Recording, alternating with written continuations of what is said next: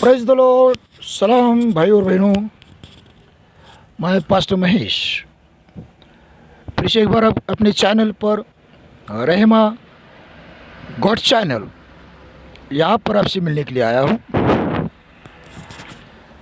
और जैसा कि हम श्रृंखलाबंद संदेश यहाँ पर सुन रहे हैं, तो और एक संदेश मेरे ओर से यहाँ पर प्रस्तुत है। जैसा पिछली बार मैंने कहा था कि परमेश्वर के भय में, परमेश्वर का जो भय है, उस श्रृंखला में, उस पॉइंट में मेरा और एक संदेश रहेगा। और ये आखिरी परमेश्वर का भय, इस पॉइंट पर ये मेरा आखिरी वीडियो होगा, आखिरी मैसेज होगा। तो आज का जो महत्वपूर्ण ये है कि परमेश्वर का भय मानने से हमें क्या लाभ मिलता है। परमेश्वर का भय मानने से हमें क्या लाभ मिलता है, या हमें क्या फायदा है, आशीष है। पहले बात तो यह है कि भजन संहिता 147 का 11 कहता है, यहोवा अपने डरइयों ही से प्रसन्न होता है, अर्थात उनसे जो उसकी करुणा की आशा लगाए रहते हैं। तो जो परमेश्वर के भय में चलते हैं उनसे परमेश्वर प्रसन्न होता है। और हमारे प्रति परमेश्वर का प्रसन्न होना ये कोई छोटी बात नहीं है। फिर परमेश्वर का जो भय है, परमेश्वर के संतान पर परमेश्वर की करुणा अधिक बढ़ाता है। यदि आप परमेश्वर के भय में चलते हैं तो परमेश्वर की करुणा आप पर अधिक बढ़ जाएगी। भजन संहिता 103 का 13। तो परमेश्वर की करुणा बढ़ना ये हमारे हित में है, और मुझे लगता है कि बहुत ज़रूरी है। जैसे कि हम में से कोई भी परिपूर्ण नहीं है, तो परमेश्वर की दया की ज़्यादा हमें ज़रूरत होती है, आवश्यकता होती है। यदि हम परमेश्वर का भय मानते हैं, परमेश्वर के भय में चलते हैं, तो ऐसे लोगों को परमेश्वर स्वीकार करता है। प्रेरितों के काम 10 का 35। इसके कारण, अर्थात परमेश्वर के भय के कारण, परमेश्वर की, जैसे मैंने अभी कहा था कि परमेश्वर की करुणा और अधिक मिलती रहती है, बढ़ती है और मिलती है, इसमें अंतर है। मतलब मिलती है, इसका मिलती रहती है, इसका मतलब यह है कि वो जब तक हम परमेश्वर के भय में चलेंगे तब तक वह परमेश्वर की करुणा हम पर किसी ठंडे पानी के, मधुर पानी के झरने के समान, जीवित पानी के झरने के समान बहती रहेगी। भजन संहिता 103 का 17 और लुका का 1 का 50। परमेश्वर का भय मानने से परमेश्वर की आशीष हमें प्राप्त होती है। भजन संहिता 112 का 1। और परमेश्वर का भय मानने से, क्योंकि परमेश्वर की आशीष हमें मिलती है, दया बढ़ती है और हमेशा बढ़ती रहती है, परमेश्वर हमसे प्रसन्न होता है, तो हमारा आत्मविश्वास बढ़ता है। नीतिवचन 14 का 26। परमेश्वर का भय हमें पाप से दूर रखता है। तो ये भजन संहिता 16 का 6। और हमें परमेश्वर का भय परमेश्वर की संगति में लाता है, साथ में कलीसिया की संगति में लाता है, साथ में कलीसिया की संगति में लाता है। मलाकी मतलब परमेश्वर के लोगों की संगति में, मलाकी 3:16। परमेश्वर का भय अगर आपके हृदय में है तो वह सारे भूत प्रेत के डर को, फेलियर के डर को, भविष्य के डर को और इंसान के डर को हमारे हृदय से हटा देता है। यशायाह 8:12 और 13। परमेश्वर का भय हमारे प्रार्थनाओं का उत्तर मिलने में बहुत ही सहायक होता है। यदि हम परमेश्वर के भय में चलते हैं तो हमें प्रार्थना का उत्तर अवश्य हमें मिलेगा।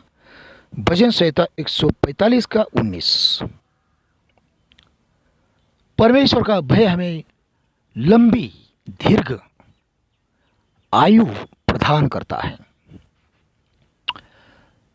एक वरदान है, लंबी आयु का वरदान है परमेश्वर का भय।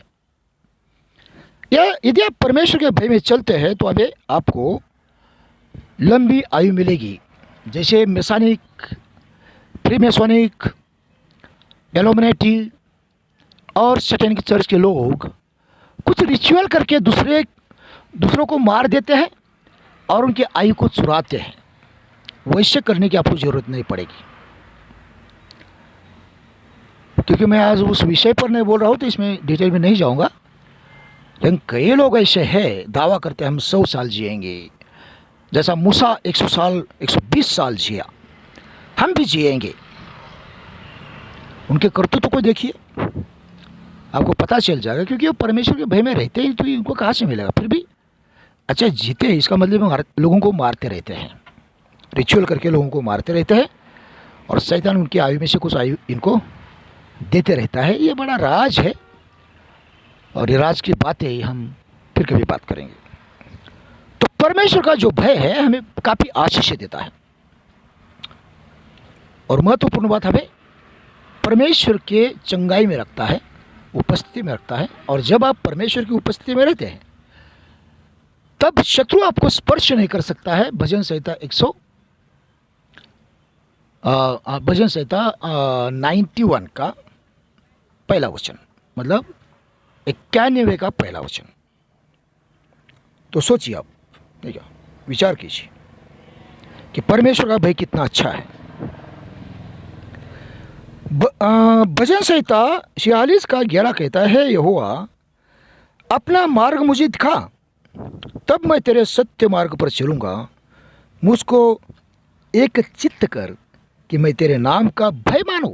Praise the lord, hallelujah. और इसी को जोड़ करके भजन सहित अपना नीति वचन 15 का 16 पढ़िए, नीति वचन 19 का 23 भी पढ़िए। यह भी परमेश्वर के भय के विषय में हमें बताता है। व्यवस्था विवरण 4 का 10। इससे हमें पता चलता है कि परमेश्वर का भय रखने से हमें परमेश्वर के विषय में और परमेश्वर के विषय में ज्ञान प्राप्त होता है, शिक्षा प्राप्त होती है। हमें परमेश्वर का भय रखने से हमारे जीवन का उद्देश्य क्या है वो मालूम पड़ता है। उपदेशक सबोपदेशक 12 का 13। तो परमेश्वर का भय, परमेश्वर का जो भय है बहुत लाभदायक है। यदि आप आशीषित, सफल, चंगाई भरा, आशीष भरा, परमेश्वर की संतुष्टि भरा एक लंबा जीवन जीना चाहते हैं तो आप परमेश्वर के भय में चलिए। आपको कोई रिचुअल वगैरह करने की ज़रूरत नहीं, किसी सैटेनिक चर्च को ज्वाइन होने की ज़रूरत नहीं। कितने सारे पास्टर्स यहाँ पर मैं जानता हूँ, इन सारी चीज़ों के लिए वो मैसानिक को ज्वाइन हो गए हैं। मैं उनको नाम से जानता हूँ, बताऊँगा नहीं, वो मुझे मार डालेंगे। बहुत अमीर लोग हैं क्योंकि जिस समय मैं सेवकाई में नया नया था उस समय वो लोग सेवकाई में उतरे थे। उनके कुछ गलत बातें हमारे सामने थी, लेकिन हम उनका आदर करते थे, तो कभी हमने इतना ध्यान नहीं दिया। अब पता चल रहा है कि वो लोग तो मैसोनिक है। तो तभी अगर हम उनको रोकते, उस समय ऐसे कुछ लोग थे और आज भी वो है जिनके विषय में मुझे मालूम पड़ा कि ये ऐसे ऐसे ज्वाइन है, तो हमने उनके लिए प्रार्थना चालू की। वो लोग आज भी वहीं पर है जहाँ पर वो पहले थे, उनमें कोई ये नहीं हुआ है। लेकिन इनके विषय में इन्होंने हमें अंधेरे में रखा और बहुत ही चालाकी से काम किया, तो उसका भुगतान भी आज हम भोग रहे हैं। इन लोगों को अगर हम बांध देते हैं, जो मैसोनिक पास्टर है, प्री मैसोनिक पास्टर है, सैटेनिक चर्च को ज्वाइन पास्टर है, एल्यूमिनियम पास्टर है, इन लोगों को अगर हम बांध देते हैं तो उनकी शक्ति बांधी जाती है। और हमें वही करना चाहिए। सारे जितने भी हमारे आसपास में शैतान के चर्च के एजेंट्स हैं, सीक्रेट सिविल सोसाइटी के एजेंट्स हैं, उन सभी को बांधते रहना चाहिए। अगर आप परमेश्वर के भय में है तो ये सारी चीज़ें आप जरूर करेंगे। यदि आप कलीसिया से और परमेश्वर से प्रेम करते हैं तो आप शैतान को, शैतान के सेवकों को, शैतान के आत्माओं को, शैतान के साम्राज्य को, अंधकार की सामर्थ को और ये सारे जो सीक्रेट सोसाइटी के एजेंट्स हैं उनको लगातार बांधते रहेंगे, क्योंकि ये कलीसिया के लिए बहुत बड़ा खतरा है, कैंसर है, और ये कैंसर नष्ट हो जाना चाहिए। यदि आप परमेश्वर के भय में चलते हैं और परमेश्वर से प्रेम करते हैं और परमेश्वर की कलीसिया से प्रेम करते हैं तो ये न केवल करना चाहिए, आपका उत्तरदायित्व भी बनता है। प्रभु आपको आशीष दे।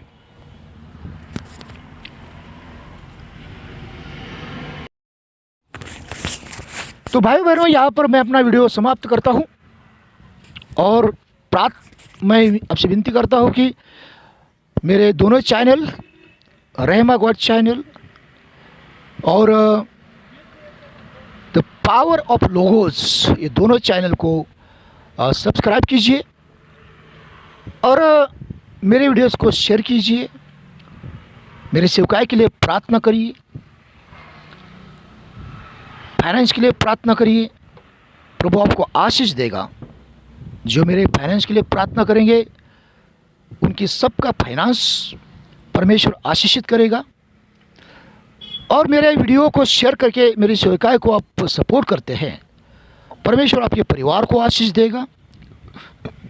मेरे चैनल्स को सब्सक्राइब करके लोगों को सब्सक्राइब करने के लिए प्रोत्साहित करते हैं तो परमेश्वर आपके बिजनेस को आशीष देगा।